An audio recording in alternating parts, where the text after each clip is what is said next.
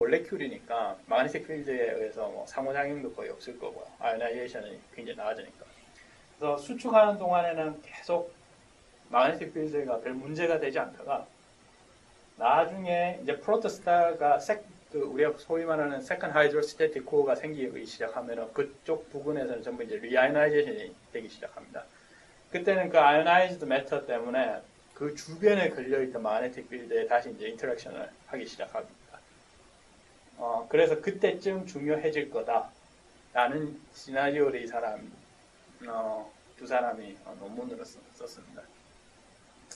그게 실제로 그럴지는 잘 모르겠지만은 한 가지 중요한 거는 그때쯤 되면은 바이폴러 아웃플로우가 나옵니다. 그리고 바이폴러 아웃플로우를 현재로 우리가 지금 알고 있는 걸로는 마그네틱 필드의 런칭일 거라고 생각하는데요. 그래서 뭐 그때쯤 되면 마그네틱 필드가 바이폴러 아웃플로우 있는 걸로 봐서는 마그네틱 필드가 중요하지 않을 수 없다라고 사람들이 얘기를 하긴 하더라고요.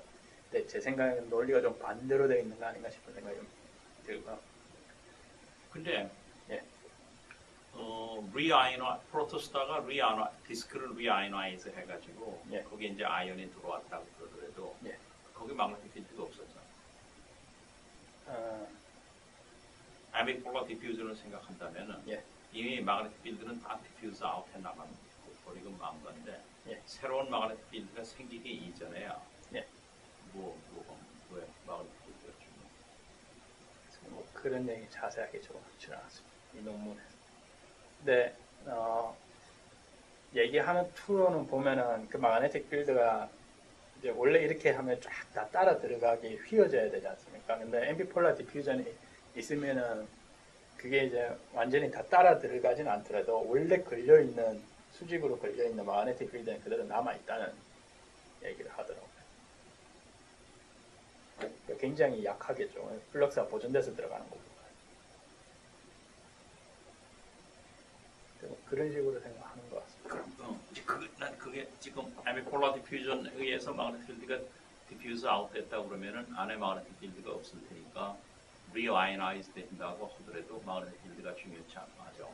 마그네틱 필드가 뭐 끼어들을 여지가 없다. 내가 이제 지금 그렇게 얘기를 했지. 예. 만약 새로운 마그네틱 필드가 제너레이트 되지 않았다면 예.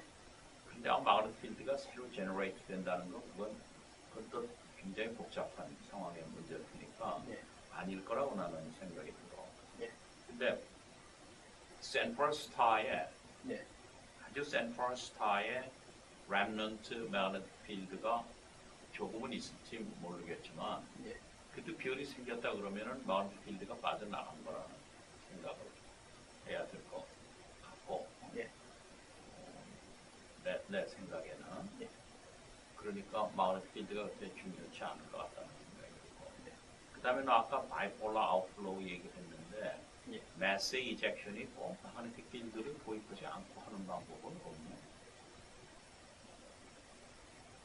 난 마그네틱 필드를 도입을 하면은 매스 이젝션이 뭐 쉽게 생길지는 모르겠지만 예. 그게 그 관측의 마그네틱 필드가 거기 측정이 됐나? 매스 아웃플로우가. 예, 그 아웃플로우 있는데 마그네틱 필드 측정을 하긴 합니다. 근데 그 마그네틱 필드가 아웃플로우하고 나란하니? 예, 대체적으로 패러다. 그러니? 예. 그런데 그거는 센터에서부터 중심별에서부터 굉장히 먼데 아니냐? 중심별 가까이가 아니고. 예, 가까이는 아니고요. 아웃플로우가 상당히 멀리까지 나가 있는 상태에서도 아웃플로우 주변에 이렇게 마그네틱 필드를 측정하죠. 그러니까 그 마그네틱 필드는 아웃플로우를 어떻게 이렇게 그게 아웃플로우를 픽업하는 그런 메커니즘으로 작용하는 거는 아닐 거 아닌가? 그거는 잘 모르겠어요. 오케이, 넘어갑시다. 예.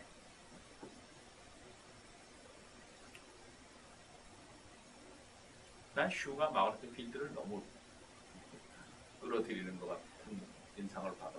예. 저 X 윈도우도 그렇고, 예. 윈도우랬나, 윈드. 예. 그렇고, 마그네틱 필드 들어오면 그게 인투이티브리 이해가 쉽지 않기 때문에 예. 이게 사람들이 아무 소리 안 하고 쳐버리는데 예. 근데 슈는 그걸 너무 자기 그걸 좀 안다고 너무 떠드는 의심이 간다고. 예. 예. 그 다음에 그렇게 프로토스타가 만들어질 때 그 만들어지는 단계에 따라서 SED가 어떻게 나올 거냐가 문제입니다. 이거는 관측하고 바로 연결이 되니까 상당히 중요한 문제인데요. 여기 지난번에 이 그림은 지난번에도 한번 보여드린 적이 있는데, 이런 프로토스타가 있고, 그 다음 디스크가 있고, 디스크 바깥쪽에 더스트 엔벨롭이 싸고 있는 그런 형태일 때, 이런 식의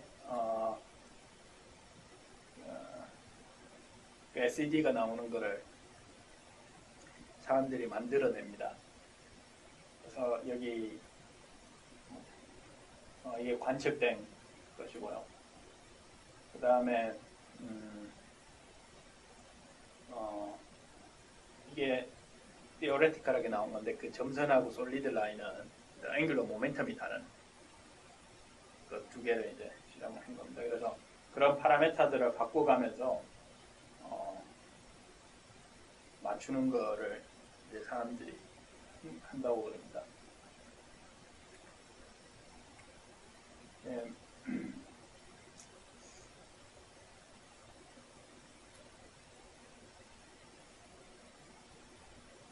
이거를 할 때는 그 레디에이티브 트랜스퍼를 아주 정확하게 풀어야 되는데, 그렇게 푼 거는 아니고요.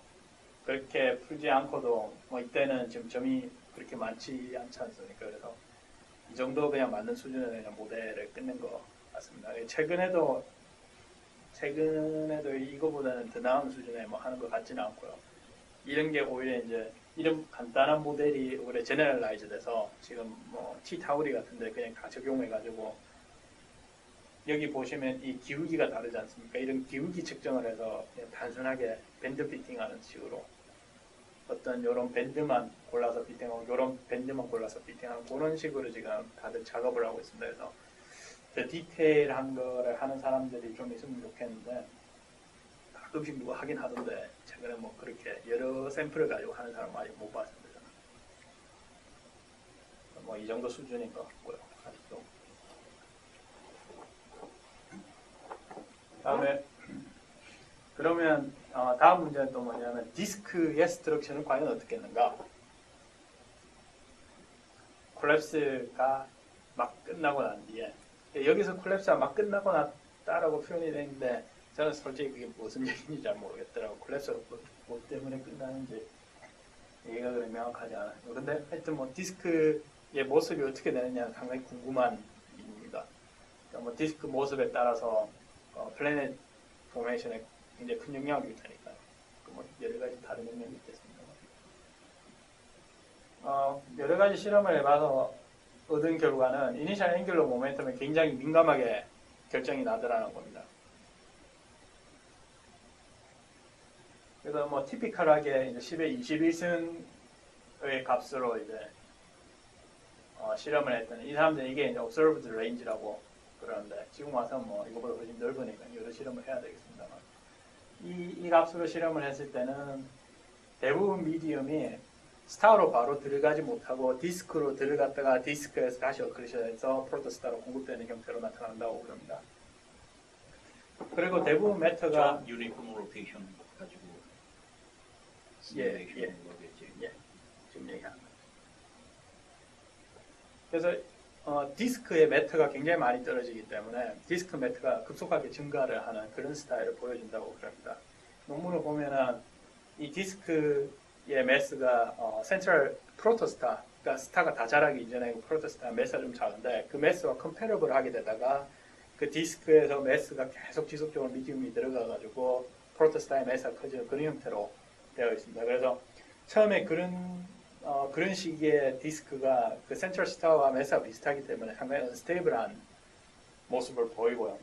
그리고 그런 언스테이블한 모습을 보이는 걸 이 사람들은 3차원으로 실험을 하지 않았기 때문에 그걸 보여주지는 못했고, 뒤에 디스커션에 어떤 얘기가 있냐면, 이렇게 언스테이블한 거는 반드시 스파이럴 웨이브가 생겼을 거다 라는 얘기를 합니다. 그래서 스파이럴 웨이브가 생기고, 그럼 스파이럴 웨이브가 앵귤러 모멘텀을 이렇게 웨이브가 바깥으로 이렇게 계속 나가는 쪽으로 가니까요.